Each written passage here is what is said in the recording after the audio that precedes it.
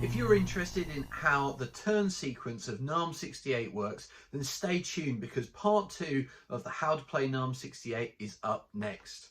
So let's head down to the gaming table and check out the turn sequence. So here we have our table set up, and this is just for the purposes of this video. Obviously, if I was playing a game, I'd want to be playing on probably a 6x4 table. But let's imagine the scenario from the last video, which is that we are playing a one squad game. Threat level is Lima for low, and they are looking for to search the van. Now we're going to go through the turn sequence as best we can on camera, and it is as follows. So let's step in to step 1 now. So step 1, each player, when it's their turn, they will start off by rolling a command dice, and they need to roll a number of d6 which is directed by the size of the game. So for a one squad size game, we're going to be rolling 1d6. And for this, I've rolled a 6. Now that 6 will give me a number of basic actions which I can use this turn.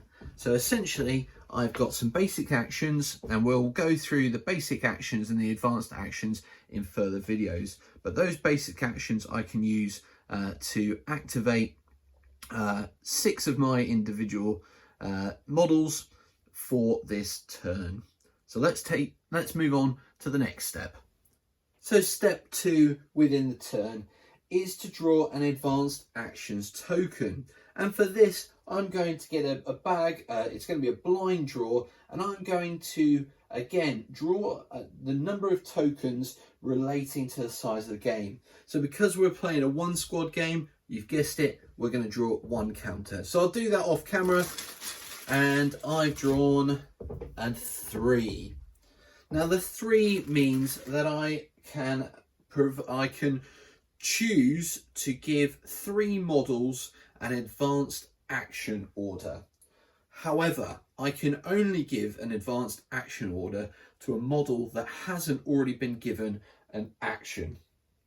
So obviously that is going to give us some decisions to be made. I've got 6 basic actions and 3 advanced actions. So let's move on to the next step. So step 3 in the turn sequence is for the opponent of the person whose turn it is in the opposition player, to draw a single morale counter and keep it secret.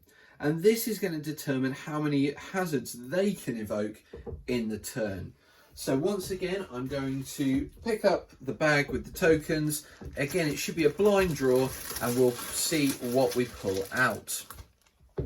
So this time I've pulled a 2. Now obviously, if I was playing a game, I as the opponent would keep this secret, and I could then invoke hazards on the player whose turn it is at any point during the turn, and we'll come on to hazards in another video.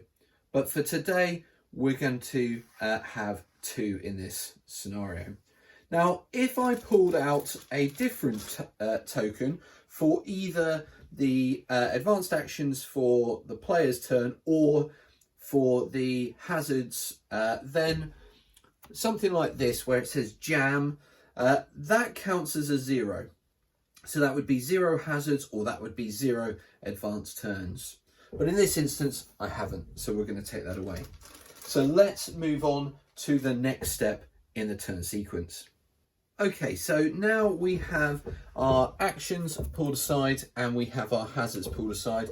We will now move into the first action phase. And this is basically where I'm going to activate one of my models. So what I'm going to do for this action phase is I'm just going to do a simple move order. I'm going to use one of my basic actions, which one of them is movement, and I'm going to cautiously move with one of my figures forward.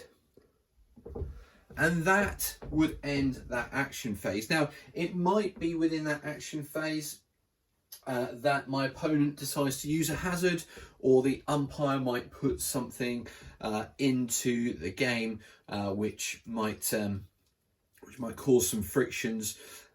But basically, we're then going to use up all of the basic actions and advanced actions until either I've got none left or I've moved all my figures. And we should keep track of which figures have been activated so that we don't accidentally activate them more than once. And the next phase is then the second action phase, and then the third action phase, until all of the actions have been done. And next we'll move on to the final step within the turn sequence. So moving on to the last step, which is the rally step. Now, for this scenario, I have shown here that the front individual of both fire teams have been pinned by some reaction fire from the sniper in the long grass and an LMG gunner by the rear building. At the rally step within the turn sequence, I can choose, if I wish, I don't have to, but I can choose to try to unpin these figures. And to do so, what I need to do is pull out one chit or one token from the token bag and add that to my morale pile. In this instance, I've picked out a 3. Now, the number on there doesn't matter to how many units I can try, or how many models I can try to unpin. That is just for my morale. But for each token pulled out, I can attempt to unpin up to 3 models. So in this instance, I've got 2, and I'm going to try to unpin them. Now, to do so, I roll a resolve test. And to understand what the resolve factor or value is of those figures, I will be turning to page 1441, and I'll be looking up both their sort of their morale rating and cross-reference that with their experience level. For these guys, I've called them stoic recruits, and I need a 4+ to unpin them. So for the first one, I roll a 2 and he's still pinned. And for the second, I roll a 4 and he's unpinned.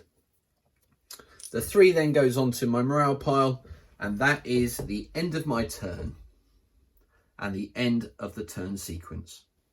So there we have it, a simple, hopefully helpful walkthrough of the turn sequence for NARM 68. Now, if you've been enjoying this video or this series, do please hit the like button and leave comments below. It really does help out the channel and helps me just have that enthusiasm to create more of these videos. It's great to hear that you're liking them.